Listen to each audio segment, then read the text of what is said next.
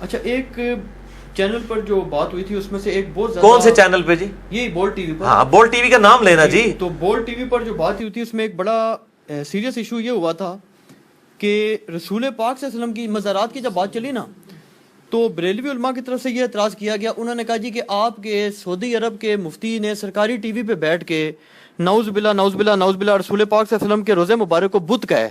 اور انہوں نے کہا داعش نے یہی بات کی ہے. اور انہوں نے کہا داعش ایک سٹیپ آگے چلے گی. انہوں نے کہا جی اس وقت جو موجودہ کعبہ ہے وہ بھی نعوذ باللہ نعوذ باللہ نعوذ باللہ اس کی بھی پرستش ہو رہی ہے تو ہم نعوذ باللہ اس کو بھی اڑا دیں گے. نہیں یہ بالکل جھوٹ. یہ ٹی وی پر بات کی گئی. اچھا اس پہ انہوں نے کہا جی کہ یہ خط بھی انہوں نے بانٹے ہیں پورے چینلوں پر بانٹے ہیں جب دھماکے وغیرہ کیے ہیں. وہ کہتے ہیں جی یہ در حقیقت انہوں نے نام نہیں لیا لیکن وہ اہل حدیث علماء بھی عالم پہ بیٹھے تھے پر انہوں نے نام نہیں لیا شاید لحاظ کر کے. انہوں نے یعنی انڈائریکٹلی یہی بات کی کہ یہ آپ کی اہل حدیث کی فکر ہی ہے جو کہ داعش کی صورت میں ظہور پذیر ہو گئی ہے اور داعش جو کچھ کر رہی ہے یہ در حقیقت آپ ہی کے مستند مفتی جو ہیں ان کے یہ فتوے موجود ہے تو اس کا نتیجہ یہ نکلنا تھا.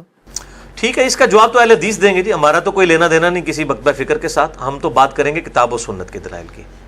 تو پہلی بات یہ ہے کہ میں تو ایک نیوٹرل بندہ ہوں اس حوالے سے. اہل حدیث کا مکتبہ فکر کے طور پر قطعاً کوئی ایسا عقیدہ نہیں ہے نعوذ باللہ من ذالک کہ نبی صلی اللہ علیہ وسلم کی قبر مبارک کو وہاں سے ختم کر دیا جائے یا خانہ کعبہ شریف کو ختم کر دیا جائے. بالکل ایسا عقیدہ نہیں ہے. اور باقی رہا ان کے اوپر بھڑکنا وہ تو میں ان کی تو بعد میں اہل حدیث کے حوالے سے جو غلط چیزیں ہیں وہ میں پوائنٹ آؤٹ کرتا ہوں. پہلے میں یہاں پہ اس چیز کو دوبارہ رپیٹ کروں کہ جو لوگ ٹھیکیدار بنے ہوئے ہیں نبی صلی اللہ علیہ وسلم کی عفت اور عصمت کے یہاں پہ بول ٹی وی پہ بیٹھ کے کہہ رہے ہیں کہ جی ہمارے بزرگوں نے عشق رسول پھیلایا ہے اور ہمارے بزرگوں نے باتیں ہی نبی صلی اللہ علیہ وسلم کی محبت کی ہیں, ان کی اصلی شکل بھی تو پبلک کو دکھانی چاہیے نا. ٹھیک ہے نا جی. تو یہ ان کے بزرگ ہیں جی. کشف المحجوب ذرا دکھائیں جی. یہ میرا کلپ لاکھوں لوگوں تک پہنچ چکا ہے. یہ کشف المحجوب ضیاء القرآن پبلیکیشن کی کتاب ہے چھپی ہوئی. پاکستان میں شبیر بدرس کے بعد سب سے بڑا بریلویوں کا یہ ادارہ ہے اور انہوں نے یہ کشف المحجوب چھاپی ہے. پیر کرم شاہ صاحب کی اس کے اوپر تقریر لگی ہوئی ہے اور وہ بھی میں پہلا صفحہ بھی اس کے اندر آپ کو دکھا دیتا ہوں. یہ کور کریں جی اس کو. تو اس کے اندر انہوں نے امام ابو حنیفہ رحمہ اللہ تعالیٰ کے ساتھ ایک منسوب خواب جو میں نہیں مانتا کہ امام حنیفہ نے دیکھا ہے, بالکل کچھ جھوٹا گڑھ کے یہ فقہ حنفی کی کتابوں میں بھی ڈالا گیا اور اس کے اندر بھی ڈال دیا گیا. علی بن عثمان اجویری صاحب نے یہ خواب نقل کیا اور وہ کہتے ہیں کہ امام حنیفہ رحمہ اللہ نے خواب میں دیکھا کہ ایک بار قبر مبارک سے حضور کی ہڈیاں جمع فرما رہے ہیں نعوذ باللہ. یہ دیکھیں, یہ دکھائیں جی ذرا ان کو. یہ اور کہتے ہیں کہ جی اور ترجمہ کرتے ہوئے شرم آئی, لکھا استخوان مبارک ڈھانچہ مبارک, یعنی ہڈیاں ترجمہ ہی نہیں انہوں نے کیا. ان کو پتا تھا ان کی پبلک ان کو خود لتر مارے گی کہ یہ گستاخانہ خواب تم لکھ رہے ہو نبی صلی اللہ علیہ وسلم کے بارے میں کہ ان کی قبر کے اندر کیا نعوذ باللہ ہڈیاں ہیں جو جمع کر رہے ہیں. اور اللہ تعالیٰ نے اس قسم کا جھوٹا خواب دکھانا تھا امام حنیفہ کو جو نبی صلی اللہ علیہ وسلم کی گستاخی پر مبنی ہو. اگر دکھانا تھا تو دکھاتے کہ وہ برتن جمع کر رہے ہیں, آپ صلی اللہ علیہ وسلم کے کپڑے جمع کر رہے ہیں, آپ صلی اللہ علیہ وسلم کا آسا مبارک اکٹھا کر رہے ہیں. اس کی بجائے یہ خواب دکھانا تھا کہ جی وہ قبر مبارک سے ہڈیاں جمع کر رہے ہیں, بعض کو بعض سے چن رہے ہیں. اور بعد میں محمد ابن سیرین سے پوچھا تو انہوں نے کہا جی بڑی تسلی ہے اس میں, آپ نبی صلی اللہ علیہ وسلم کی سنتوں کو جمع کریں گے. اور کہتے ہیں کہ جی یہ خواب ہی ہے. اتنا گستاخانہ خواب جو بد عقیدگی پر مبنی ہے. یہ خواب نبی علیہ السلام کی عصمت کی کاسٹ کے اوپر اللہ تعالیٰ تو نہیں دکھا سکتا کسی کو. یہ بالکل جھوٹا خواب ہے. تو پہلے تو علی اجویری صاحب کی کتاب چھاپنا بند کریں اور میں نہیں کہتا علی اجویری صاحب کا مزار بند کر دیں کیونکہ اب آپ کہیں گے ان کی کتاب ہی نہیں ہے. جب میں نے یہ پوائنٹ آؤٹ کیا کہتے ہیں نہیں وہ کتابیں بدل گئی ہیں. اگر کشف المحجوب بدل گئی ہے نا تو پھر پرسنالٹی بھی کوئی نہیں ہے. اف دیر از نو کشف المحجوب دیر از نو علی بن عثمان اجویری. ان کا تعارف ہی یہی تھا. اور یہ اسی طرح کی بےہودگی انہی کے زمانے کے تھوڑا عرصہ بعد تذکرۃ الاولیاء یہ کتاب ہے شیخ فرید الدین عطار صاحب کی, اور یہ بریلوی دیوبندی دونوں کے بزرگوں نے اس کے حوالے دیے اپنی. انہوں نے بھی امام حنیفہ کے اوپر ایک باب باندھا ہے, اس کے اوپر ہیڈنگ لگائی ہے سچا خواب. سچا خواب اور جھوٹا خواب, گستاخانہ خواب, گستاخو. اس میں کیا واقعہ ہے جی؟ ہاں یہ وہی واقعہ لکھا ہوا ہے. انہوں نے ترجمہ صحیح کیا ہے. انہوں نے استخوان مبارک لکھا تھا نا چھپا کے, انہوں نے پتہ کیا ترجمہ کیا ہے یہ والا. انہوں نے ترجمہ کیا ہے جب آپ دنیا سے کنارہ کش ہو کر عبادت میں مشغول ہو گئے. امام حنیفہ پہ پہلا جھوٹ, جو تاجر تھا ڈائنامک بندہ تھا, کہتے دنیا سے کنارہ کش ہو گیا. دوسرا جھوٹ, ایک رات خواب میں دیکھا کہ حضور اکرم صلی اللہ علیہ وسلم کی ہڈیوں کو مزار مقدس سے نکال کر علیحدہ علیحدہ کر رہے ہیں. شاہ جی شرم نہیں آتی ان بریلوی علماء کو جو بول ٹی وی کے اوپر بیٹھ کے تو بزرگوں کا دفاع کر رہے ہیں؟ یہ بزرگ کر کے گئے ہیں امت کے ساتھ. ٹھیک ہے, یہ تذکرۃ الاولیاء کتاب یہ شبیر بدرس کی چھپی ہوئی ہے, بریلویوں کی, اہل حدیث دیوبندیوں نے بھی چھاپی ہوئی ہے, فضائل اعمال میں اس کے حوالے موجود ہیں. یہ بزرگ خدمت کر کے گئے ہیں نبی صلی اللہ علیہ وسلم کے بارے میں گستاخانہ یہ خواب بتا کے, اور کہتے ہیں کہ جی وہ جب دہشت زدہ ہو کر خواب سے بیدار ہوئے تو ابن سیرین سے دریافت کیا, ان کا بہت مبارک خواب ہے.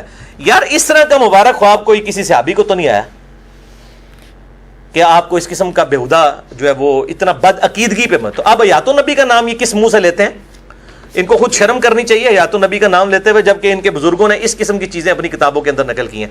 اب یہ تذکرۃ الاولیاء میں ایک اور حوالہ بھی میں ان کو دکھا دیتا ہوں. انہوں نے نبی صلی اللہ علیہ وسلم کی صراحتاً گستاخی کی ہے.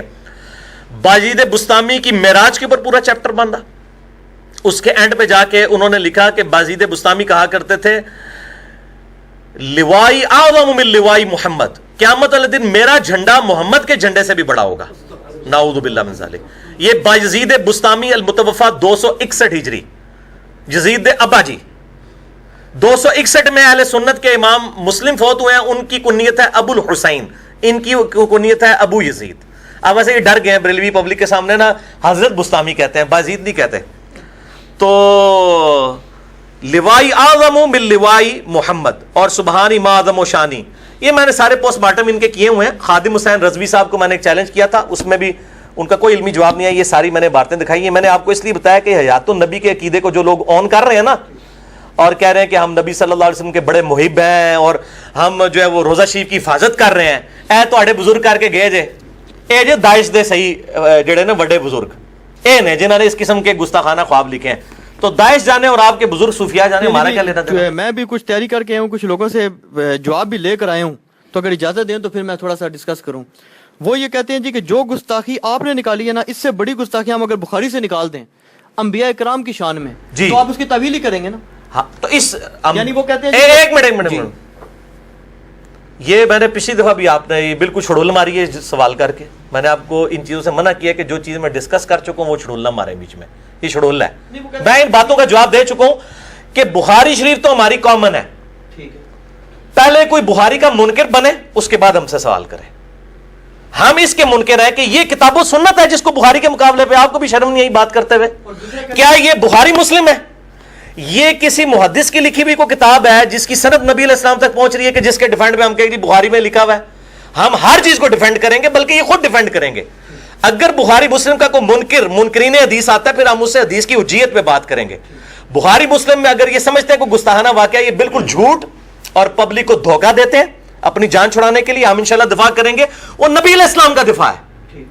قرآن میں کوئی بات آتی ہے ہم اس کا دفاع کریں گے, وہ تو قرآن کا دفاع ہے. قرآن میں کئی ایسے واقعات ہیں جن کا ہم دفاع کرتے ہیں, ان کے مقابلے پہ ان بزرگ بابوں کو کیوں لے کے آتے ہیں؟ یہ عقیدے کیا کتاب و سنت کے اندر لکھے ہوئے کہ جن کے جواب پہ آپ یہ بات کریں گے جی کہ ہم وہاں سے لے آئے, تو اس کا مطلب ہے کہ آپ یہ بتانا چاہ رہے ہیں کہ بخاری مسلم آپ کی کتابیں یعنی میری اور آپ کی یہ بزرگ ہیں. ان کا کیا لینا دینا دین کے ساتھ؟ انہوں نے جھوٹے عقیدے گھڑے, گستاخانہ عقیدے گھڑے. ہاں لے کے آئے کہ قرآن و سنت میں کہیں لکھا ہو کہ نبی صلی اللہ علیہ وسلم کی قبر مبارک کے اندر ہڈیاں بنی ہوئی ہیں, لے کے آئے بخاری شریف سے یہ گستاخی, پھر اس لیول کی گستاخی لے کے آئے جو یہ انہوں نے لکھی ہے.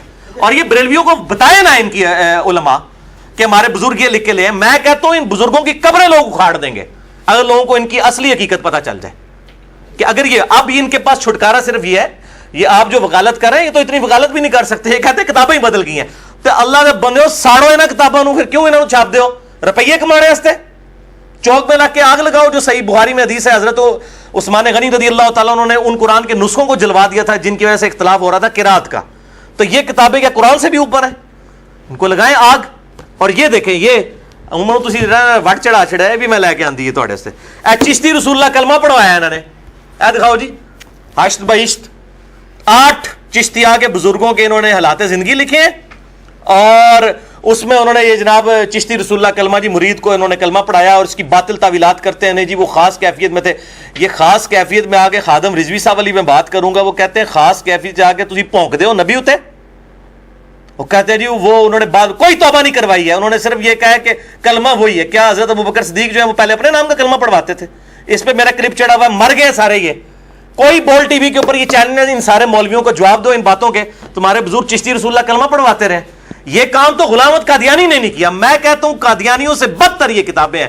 غلام احمد قادیانی سے کبھی اپنے نام کا کلمہ پڑھوانا ثابت نہیں ہے, حالانکہ وہ دجال ہے, اس نے جو بھی جھوٹا دعوی نبوت کیا وہ اس نے بھی اپنے آپ کو امتی نبی کا ہے, اپنے نام کا کلمہ کبھی اس نے نہیں پڑھوایا. یہ چشتی رسول اللہ پڑھوایا, معین الدین چشتی المتوفا 633 ہجری. اب یہ کہ ان کی کتاب نہیں ہے, کتاب نہیں ہے تو یہ چھاپ رہے کون ہے؟ شبیب بدرس. میں نے تو نہیں چھاپی ہے. ان لوگوں کی کیا اوقات ہے کہ یہ بات کرتے ہیں؟ تو یہ ان کے خود بزرگ یہ سارا کچھ کرتے ہیں. ایک اور بات یہ کرتے ہیں, یہ کہتے ہیں جی یہ تو ہمارے جو بریلوی احمد رضا بریلوی صاحب ہیں ان سے سینکڑوں سال پہلے وفات پا چکے ہیں, تو یہ بریلوی تو نہیں تھے علماء. وہ کہتے ہیں جن کے آپ ہمارے اوپر بریلویوں پہ یا دیوبندیوں پہ پیش کر رہے ہیں, تو وہ کہتے ہیں جی یہ تو آپ احمد رضا بریلوی صاحب ہوں یا اشرف علی تھانوی صاحب ہوں, ان کے خلفاء ہوں, ان کی بات پیش کریں نا کوئی. وہ کہتے ہیں جی یہ تو سینکڑوں سال پرانے بزرگ ہیں. نہیں تو ان بزرگوں کو پروموٹ کون کر رہا ہے؟ ہم یہی تو کہہ رہے ہیں, ان بزرگوں کو پروموٹ کون کر رہا ہے؟ تو ٹھیک ہے لانے برات کریں, ان کو کہیں یہ گستاخ ہے. جس طرح حسام الحرمین لکھی احمد بریلوی صاحب نے, یہ حسام الحرمین, اور انہوں نے دیوبند کے بزرگوں کو گستاخ کہا. اسی طرح کہہ دیں کہ یہ سارے بزرگ جو ہیں گستاخ ہیں. علی جویری صاحب کو بھی گستاخ کہیں, معین الدین چشتی صاحب کو بھی گستاخ کہیں. ان ساروں کو اس گستاخوں کی فہرست کے اندر ڈالے نا, نہ اون کریں نا. ہم تو نہیں اون کر رہے ان کو, ٹھیک ہے. تو یہ سارے ان لوگوں نے ڈالے ہوئے ہیں نا. یہ حسام الحرمین یہ والی کتاب ہے جی, میں نے دوسری دکھا دی, کام شریعت. یہ حسام الحرمین, ٹھیک ہے. اس کے اندر جو گستاخانہ عبارتیں نکل کی ہیں تو ان کی کیوں نہیں کی ہیں انہوں نے؟ اس وقت نہیں خیال آیا کہ اپنے بزرگ بابوں کی بھی عبارتیں لکھیں جنہوں نے اپنے ناموں کے کلمے پڑھوائے ہوئے ہیں. یہ کہاں سے عشق رسول کے ٹھیکیدار بن گئے آج بول ٹی وی کے اوپر آ کے اپنی منجی تھلے بھی ڈڈا پھیرو بول ٹی وی والے ہو. نہیں تو میں کہاں گا باول ٹی وی ہے, عربی والا باول. یہ بول نہیں ہے, باول ہے. باول عربی میں کہتے ہیں پیشاب کو. چلو میں نے کہا وہ بعد میں علی نو آپ ہی نے ترجمہ آندہ ہے, میں پہلے ہی دس دیں. یہ باول ہے, پھر بول نہیں ہے.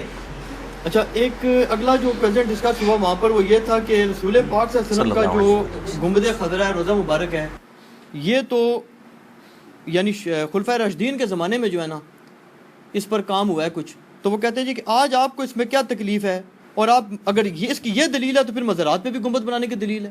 وہ کہتے ہیں یا تو چیز یہ خلفائے راشدین بنو امیہ کے بدماش اموی خلفاء کو یہ خلفائے راشدین کہہ رہے ہوں گے. ہمارے جو خلفائے راشدین ہیں نا, حضرت ابوبکر, عمر, عثمان, علی, حسن ابن علی, ان کے زمانے میں کوئی گنبد نہیں رکھا گیا, ٹھیک ہے. اور ایون بنو امیہ کے دور میں بھی نہیں رکھا گیا, بنو عباس کے دور میں بھی نہیں رکھا گیا. یہ احمد بریلوی صاحب نے فتاوی رضویہ میں خود لکھا ہے, اور الیاس قادری صاحب نے اپنے پمفلٹ میں لکھا ہے, اور انہوں نے خود ٹی وی پہ بھی بدعت حسنہ کی جو اقسام بتائی ہیں اس میں انہوں نے گنبد خضرا کو ذکر کیا ہے. 668 ہجری میں فاطمی ایک مصر کا بادشاہ تھا, اسماعیلی, وہ اتنا عشری بھی نہیں تھا, اسماعیلی شیعہ اس ٹائپ کا, فاطمی شیعہ. اس نے ایک منت مانی تھی اور اس نے یہ لکڑی کا گنبد نبی علیہ السلام کی وفات کے 650 سال کے بعد قبر مبارک کے اوپر رکھا ہے.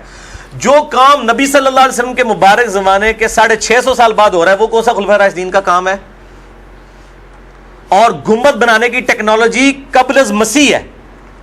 یہ جو قبۃ الصخرہ ہے, یہ جو گولڈن کلر کا ڈوم آف دا راک ہے بیت المقدس میں, جس کے نیچے وہ چٹان ہے جس سے آپ صلی اللہ علیہ وسلم معراج پہ تشریف لے گئے, اس کے اوپر ایک گنبد ہے جس کو لوگ مسجد اقصیٰ سمجھتے ہیں. مسجد اقصیٰ نہیں ہے, مسجد اقصیٰ تھوڑی سامنے کر کے دور ہے, تقریباً 1 کلومیٹر کے قریب. تو یہ گولڈن جو راک ہے, ڈوم آف دا راک, ڈوم, یہ گنبد اس کے اوپر چٹان کے اوپر, اس کے نیچے وہ چٹان ہے. اور یہ اموی دور کے اندر پہلے 100 سال کے اندر یہ تعمیر کیا گیا تھا, عبد الملک بن مروان کے دور کے اندر. عبد الملک بن مروان کا جو دور ہے وہ سیدنا علی رضی اللہ تعالیٰ عنہ کی خلافت راشدہ کے تقریباً آپ سمجھ لیں تقریباً 25 سال کے بعد کا ہے. تو یہ یعنی واقعہ کربلا کے آپ فوراً بعد ایک کنزیکٹیو کہہ لیں, تقریباً 7-8 سال کے بعد یہ عبد الملک مروان کا دور ہے. اس کے بعد اس کا بیٹا عبد الملک بن مروان آیا, ٹھیک ہے. اس کے بعد ولید بن عبد الملک آیا جس کے دور کے اندر وہ حجرہ کی دیوار گر گئی تھی. وہ یہ بھی دلیل دیتے ہیں نا کہ جب حجرہ حضرت عائشہ سلام اللہ علیہ کا تھا, جب وہ گر گیا تو پھر چلو ایک تو بات یہ ہے کہ ان کا حجرہ مبارک پہلے سے تھا. آپ صلی اللہ علیہ وسلم کے بارے میں یہ تھا کہ نبی صلی اللہ علیہ وسلم کو وہیں دفنایا جائے گا جہاں پر جامعہ ترمذی میں صحیح حدیث ہے, وہ تو ٹھیک ہے حدیث ہے. وہ کہتے ہیں جی چلو یہ تو ہم نے مان لیا جی مجبوری بن گئی تھی, اب حجرہ پہلے سے تھا. کہتے ہیں جب دیوار گر گئی تو پھر گنبد ہی بن گیا نا, قسم کا بلڈنگ. نہیں, گنبد نہیں بنی. دیکھیں جو دیوار گری تھی حجرے کی ایک دیوار گری ہے, پورا حجرہ نہیں گرا, پہلی بات ہے. وہ کہتے ہیں اس کو کیوں کنسٹرکٹ کیا اگر وہ جائز نہیں ہے تو؟ جو اپنی جگہ موجود تھا وہ تو کنسٹرکٹ ہوگا نا جی. اس سے ان کے بزرگ بابوں کے مزار کہاں سے ثابت ہو گئے؟ صحیح مسلم میں حدیث ہے, آپ صلی اللہ علیہ وآلہ وسلم نے فرمایا یہ بلکہ ان کو پمفلٹ دکھائیں جی، یہ فرحان صاحب، رسول اللہ کی آخری وصیتیں صلی اللہ علیہ وآلہ وسلم. میں نے پورا ریسرچ پیپر لکھا ہے مزارات کے اوپر، قبروں کے اوپر، قبروں کی حاضری، قبر رسول پہ حاضری کے طریقہ، یہ ساری چیزیں اس میں نے یہ ساری حدیثیں جمع کی ہیں اہل سنت کی کتابوں سے، میں نے گھر بیٹھ کے نہیں بنائی ہیں. اس میں صحیح مسلم کی ایک حدیث موجود ہے. آپ صلی اللہ علیہ وآلہ وسلم نے فرمایا، صحیح مسلم کتاب الجنائز میں 2245 انٹرنیشنل نمبرنگ کے مطابق، کنٹینیوس نمبرنگ جو ہے، جابر بن عبداللہ کہتے ہیں آپ صلی اللہ علیہ وسلم نے منع فرمایا قبروں کو پکا کرنے سے، ان پر عمارت بنانے سے اور ان پر بیٹھنے سے. یعنی مجاور بن کے بیٹھنا بھی منع ہے، اور قبر کے اوپر پاؤں رکھنا ہے، اس کے اوپر بیٹھنا بھی قبر کی توہین ہے، چاہے وہ کسی کی بھی قبر ہو، کسی عام مسلمان کی بھی قبر ہو. تو جب یہ اللہ تعالیٰ نے کہ محبوب صلی اللہ علیہ وسلم نے اتنے واضح ارشاد فرمائے تھے، ان کی موجودگی کے اندر کس صحابی کی تابعی کی یہ جرت ہو سکتی تھی کہ وہ گنبد خضرا لا کے اوپر رکھ دیتا؟ وہ تو جو حجرہ گرا اس کو تعمیر کر دیا، یا ہونا کہ وہ حجرہ گرا اس کے بعد انہوں نے گنبد تعمیر کرایا. یہ تو ہماری دلیل ہے شاہ جی.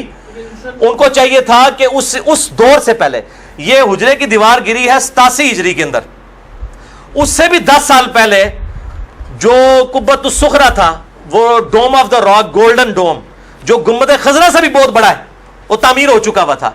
تو تعمیر کرتے ہیں نا اس کے اوپر سونے کا رکھتے ہیں لا کے گنبد، کیوں نہیں رکھا؟ لیکن بعد میں تو مسلمانوں کا اجماع ہو گیا نا پھر. نہیں، میں جو بات کر رہا ہوں کہ صحابہ تابعین تبع تابعین کے دور کے اندر اجماع کہاں سے ہوا؟ جن کے ہاتھ میں تلوار آ جائے ان کا اجماع ہو جاتا ہے. ایران کے اندر شیعہ کہتے ہیں ہمارا اجماع ہے، پاکستان انڈیا میں بریلوی زیادہ ہیں کہتے ہیں ہمارا اجماع ہے، سعودی عرب میں اہل حدیث زیادہ ہیں وہ کہتے ہیں ہمارا اجماع ہے، دیوبند جو ہے بنگلہ دیش میں زیادہ ہیں وہ کہتے ہیں ہمارا اجماع ہے. اے جناب گلی گلی نکر نکر اجماع پہ ہوندے نا، اس طرح اجماع نہیں ہوندے. حدیث کے خلاف اجماع تو ہو ہی نہیں سکتا، وہ اجماع ہی نہیں ہوتا جو حدیث کے خلاف ہو. بالکل جھوٹا دعویٰ ہوتا ہے، باطل دعویٰ ہوتا ہے. اگر اجماع تھا تو یہ گنبد خضرا کی آپ تاریخ پڑھیں خود. گنبد خضرا کی تاریخ میں نے اس کے اندر لکھی ہے، وفاء الوفا جو کتاب ہے علامہ سمہودی کی تاریخ کی، جس میں انہوں نے پوری ڈیٹیل لکھی ہے. گنبد خضرا 668 ہجری میں رکھا گیا. انہوں نے لکھا کہ یہ جس بندے کے مشورے پہ گنبد رکھایا گیا تھا لوگ اس سے ناراض ہو گئے تھے، اور وہ بعد میں معذور ہو گیا. لوگوں نے کہا اس کو سزا ملی ہے کیونکہ اس نے یہ غلط کام کروایا قبر رسول کے اوپر. اس زمانے میں تو یہ ہوا ہے جہاں سے یہ گنبد کی تاریخ بیان کرتے ہیں، تو اس ٹائم تو لوگ یہ سمجھتے تھے. پھر ظاہر ہے حکمران، جب حکمران جا کے قبروں میں بیٹھیں گے تو قبروں پہ اجماع ہو جائے گا. حکمران جو ہے وہ ٹرمپ کے آگے جھک جائیں گے تو امریکہ دوست بن جائے گا سعودی عرب کا. وہ ٹرمپ ایران کی دوستی کر لے گا تو ٹرمپ دشمن ہو جائے گا سعودیہ والوں کا. تو اسی طریقے سے ایران والوں کی بھی حالت ہے. یہ اجماع اس طریقے سے ہوتے ہیں. اپنے کہتے ہیں کہ جو رسول پاک سے حضرت علی علیہ السلام کو حکم دیا تھا کہ قبریں گرا دو، وہ شیعہ کے یہاں بھی روایت ہے اونچی، تو وہ کہتے ہیں جی یہ تو بالکل ثابت ہے، غالباً ابن حجر نے بھی لکھا ہے، اگر میں غلط نہیں کہہ رہا ابن حجر کے غالباً حوالہ دیتے ہیں کہ یہ تو کلیئر ہے جی یہ تو مشرکین اور کفار کی قبر نہیں جی. ابن حجر تو بیچارے بہت بعد میں ہیں، 852 ہجری میں. جی فتح الباری 852 ہجری میں ہے. صحیح مسلم کے اندر حدیث موجود ہے. یہ 2 حدیثیں امام مسلم نے ان کو پھکیے دی ہیں، اکٹھی لکھی ہیں دونوں حدیثیں. یہ ایک حدیث بیان کرتے ہیں نا، میں نے اس پمفلٹ میں ڈالی ہوئی ہے جو پمفلٹ دکھایا ہے، کہ آپ صلی اللہ علیہ وآلہ وسلم نے کے بارے میں مولا علی رضی اللہ تعالیٰ عنہ علیہ السلام کہتے ہیں، ابو حیاج اسدی کو مولا علی کہتے ہیں، میں تجھے اسی کام پر معمور نہ کروں جس کام پر مجھے نبی صلی اللہ علیہ وسلم نے معمور کیا تھا، کہ تم جو بھی اونچی قبر دیکھو اس کو برابر کر دو اور کوئی تصویر دیکھو تو اس کو مٹا دو. یہ حدیث ہے صحیح مسلم کتاب الجنائز میں 2243. ٹھیک ہے.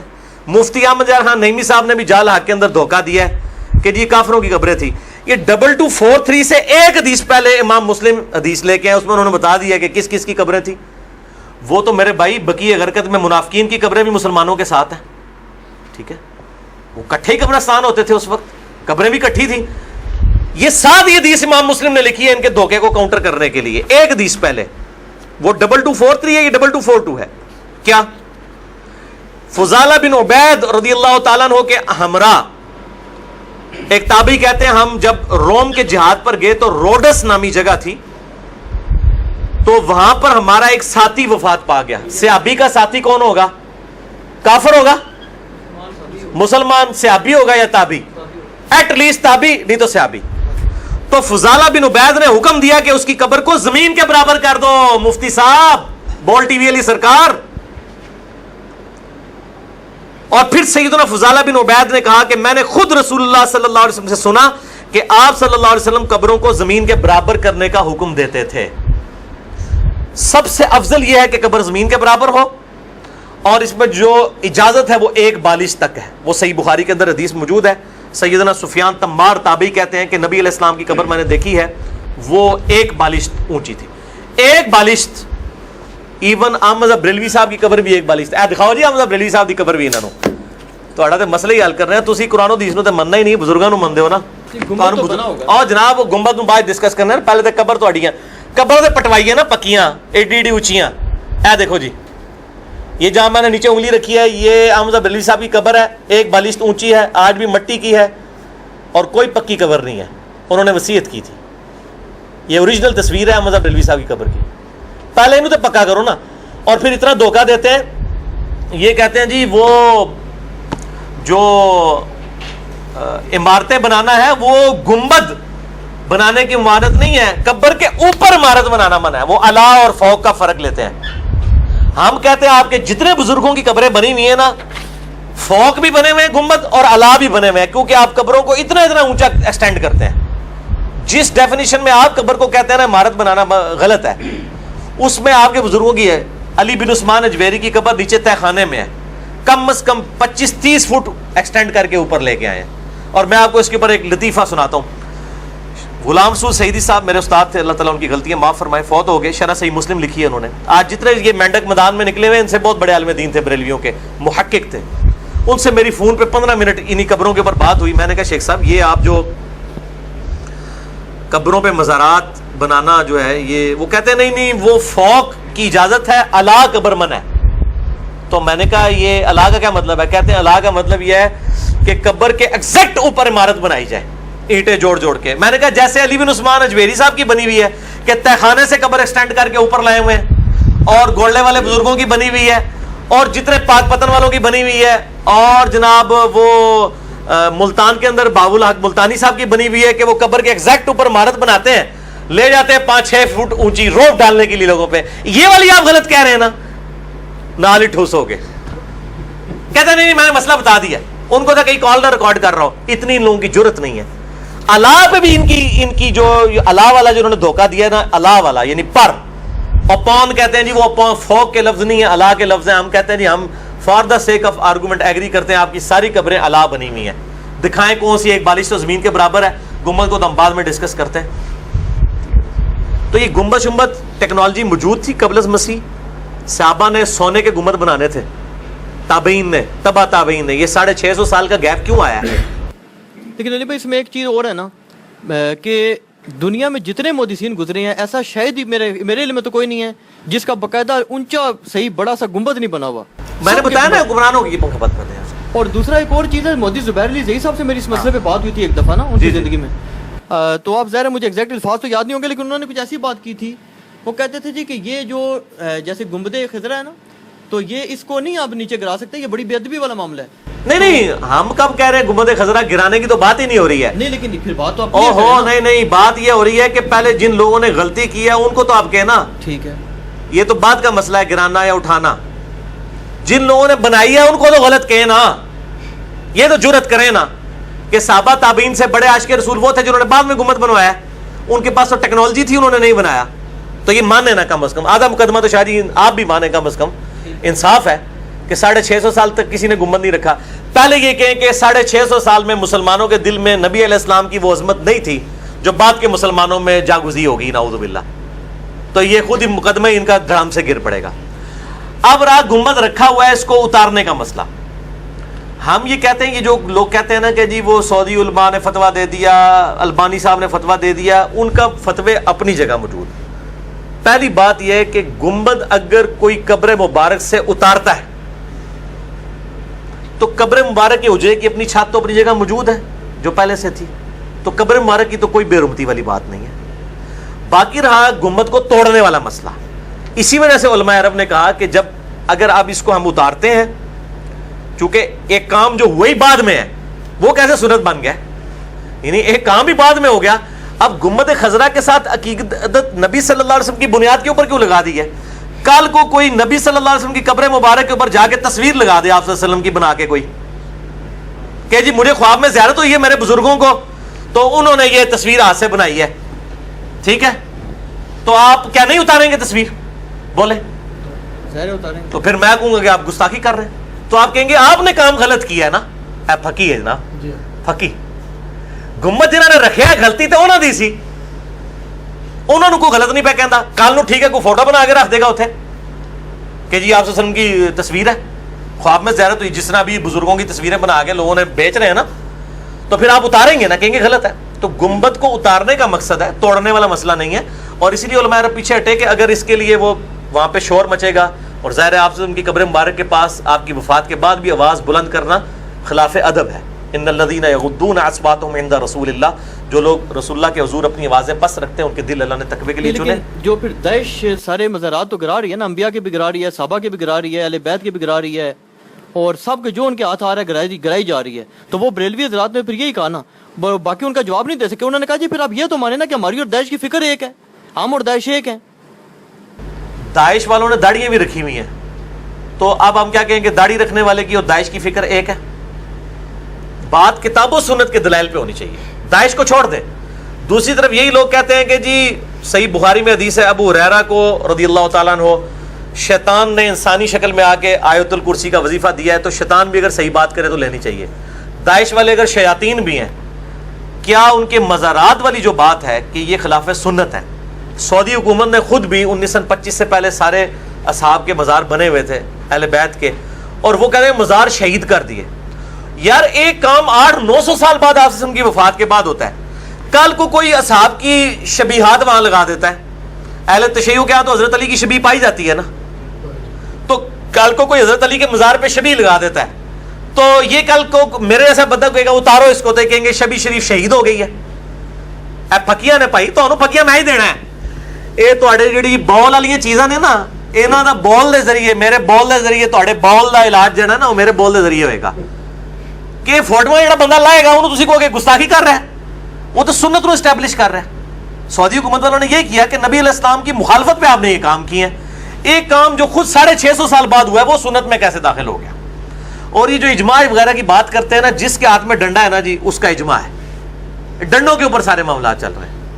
مجھے بتائیں, کل تک یہ مولوی کہتا تھا تصویر جو ہے کھنچوانا ہی حرام ہے, اب یہ تصویر سے ہٹتے نہیں ہیں. اجماع کر ہی لیا نا انہوں نے, چین والی گھڑی کے اوپر بھی. ٹھیک ہے, تو یہ اس قسم کے ان کے اجماع ہوتے ہیں, ضرورت نظریہ ضرورت کے تحت ہوتے ہیں. ان کے اجماعات کی کوئی حیثیت نہیں ہے. جب واضح حدیث موجود ہے تو اجماع کا دعویٰ ہی بالکل باطل اور جھوٹا دعویٰ ہے.